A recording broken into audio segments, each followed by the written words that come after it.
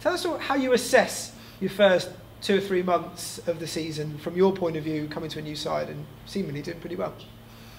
I guess the key is probably not to stop and think back about the last few weeks and assess. There's time for that at the end. At the end of the season, or in my career, to look back and look at myself and give myself high fives or regret things. But at the moment, it's cliche, but it's taking each day as it comes and looking to the next challenge and getting excited about that. So it seems like only a blink of an eye that I was pushing hard against the other halfbacks here in pre-season and fighting for every inch, and then going into trial games, and then the start of the season, and before we know it, we're into our second game of Europe. So it is just being a little bit short-sighted and just keeping focus on that next challenge. And when you saw the European Cup draw and you saw the French side pulled out the hat, what did you think? Yeah, I was quite excited. Obviously, I got a few messages from the boys down there, and quite excited to go back there and see a few of the boys. Initially it was just how good. I've got Montpelier a chance to go back there and see the boys. And I guess have you had Rob Baxter and Ali and people like that picking your brains and trying to say what might so and so do or how might they play? Bearing in mind your knowledge is so recent.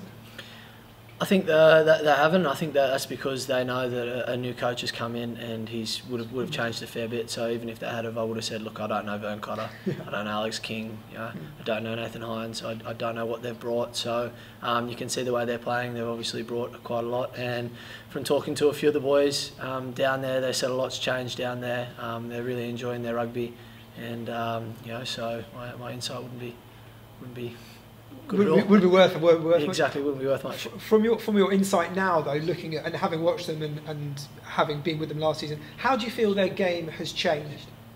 I think there's a lot more freedom down there. I think they're, as I said, they're talking to the guys. They're really enjoying their rugby, and you can see that. And a lot more freedom. Obviously, always had a big pack down there, and they've got a big pack as well. And they can play that power game, but you can see that they're starting to throw the ball around, and they've got threats all the way across the field. And guys like Nemani Nadolo and Jesse Morg out wide, Jim Naguza, they're starting to get some touches, whereas before it was probably more of a forward-oriented game. So, it looks like they've got freedom to throw it around, and that's dangerous. It is, isn't it?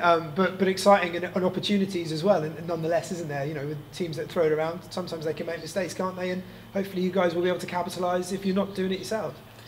Yeah, it is. It can be, when you're playing that sort of style, it can work for you or work against you, and I think it's just good for rugby in general. That's what people want to see. They want to see guys throwing the ball around, a good brand of rugby, and it's good to see, with so many big names down there, really enjoying their rugby and having the freedom to express themselves. So when two teams come up against each other, I think that's just good spectacle for rugby there, and it'll be two big teams really having a crack in the right spirit of the game. Looking at your direct opposition, Ruben Pienaar will obviously probably be playing at 9, and if it's not Aaron Cruden, it'll be Francois Steyn at 10. That's a big old challenge, isn't it? You don't get that every week.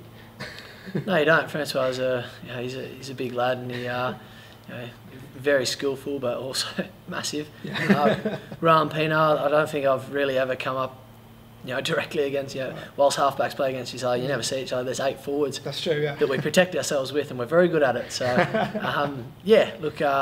they'll be sending big guys down that channel, whether it's Francois, whether it's Nemani, whether or not it's Jim Naguza, Benji File. They're big lads, and we'll just have to dig in and find a way to stop them. And finally, talk us through the atmosphere. What's it going to be like, come kick-off time in the evening? It's going to be noisy, it's going to be intense. What would you tell your players if they said, what's it going to be like, Nick? Quite noisy. They have a big band that crack on behind the post there. Typical French. They're quite vocal.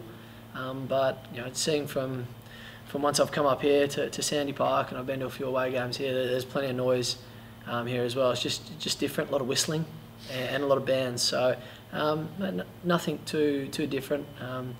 Just stay focused, crack on, and hopefully early on in the game we can eliminate the crowd somewhat. But a little bit like everywhere's home ground. If you give them once they get their tail up, to get wind in their sails, the crowd can really help them. So that'll be something we need to start well. What would it mean to you if you could come away from Montpelier with 4 or even 5 points? Look, I don't think it really matters who we're playing this week. I think it's, if you can take points in this second round, whether or not we're going to Glasgow, Leinster or Montpelier, it'll be about, this will be a really good chance to put some points on and build momentum into this competition. So come away from Montpelier, it's this, as I said, same as anywhere. Points will be really good, and that's, again, like I was saying before, it's a short-sighted challenge. Is to, this week's a big week for us, and getting a win would go a long way for our aspirations at the end of the season for a trophy in Europe.